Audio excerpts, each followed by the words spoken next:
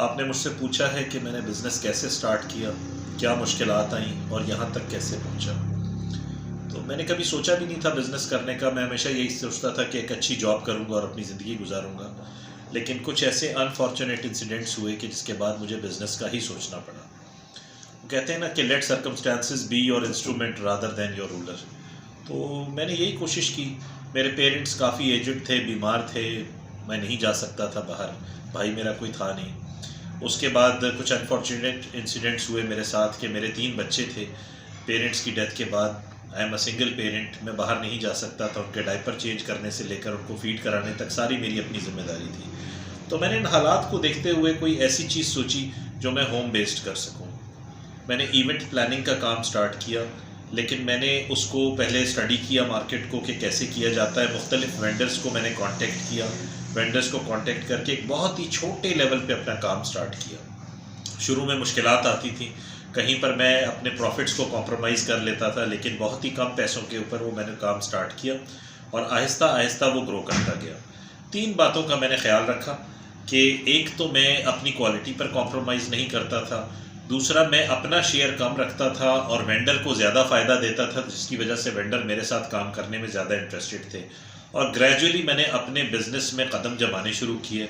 वो चीज़ें जो मैं वेंडर्स से लेता था पैसे बचा बचा के अपने पास बना ली और पहला बैंक्वेट मैंने अपनी ही बिल्डिंग के ग्राउंड फ्लोर पे बनाया। लोगों को बहुत अच्छी सर्विसेज देता था।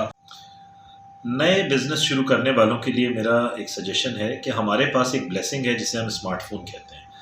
हम इस स्मार्टफोन के ज़रिए मार्केट कर सकते हैं अपनी प्रोडक्ट को। हम इसी स्मार्टफोन के ज़रिए वो प्रोडक्ट कहाँ से मिलती हैं, वो सर्विसेज कहाँ से मिलती हैं, वेंडर्स कहाँ से मिलते हैं, उनसे कांटेक्ट कर सकते हैं। इसी स्मार्टफोन के ज़रिए हम लेटेस्ट ट्रेंड्स के बारे में जान सकते हैं। ये हमारे लिए बहुत बड़ी ब्लेसिंग है। कोशिश कीजिए कि अपनी सर्विसेज को बहुत अच्छा रखें। मेरे केस में मैं इवेंट मैनेजमेंट का काम करता था। जो भी लोग मेरे पास बुकिंग कराते थे उनसे मेरा बिहेवियर, मेरी सर्विसेज और जो भी एलाइड जो मेरे साथ वेंडर्स होते थे उन सब से भी मैं कोशिश करता था कि बहुत अच्छे ताल्लुकात रखूं। रिव्यूज़ बहुत अच्छे होते थे। अगर मेरे इवेंट पे 200 लोग आ रहे हैं तो मैं उनको 200 पोटेंशियल क्लाइंट्स के तौर पे लेता था। एक के बाद दूसरा और दूसरे के बाद तीसरा इवेंट बुक होता रहता था। लोग अच्छे रिव्यूज़ डालते थे और मेरी सक्सेस की तरफ मैं जाता गया। एक के बाद दूसरा बैंक्वेट बनाया। दूसरे बैंक्वेट के बाद बाहर के आउटडोर इवेंट्स मैंने शुरू किए।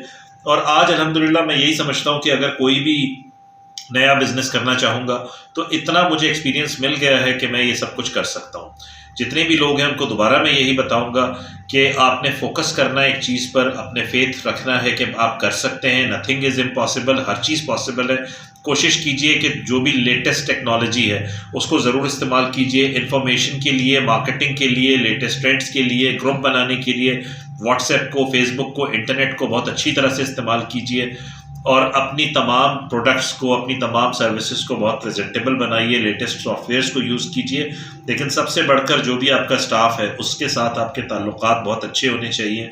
आपका बिहेवियर, आपकी केयर का लेवल, आपका सोशल एटीट्यूड, हर चीज़ मैटर करता है। तो इंशाल्लाह आपको भी सक्सेस मिलेगी। Thank you.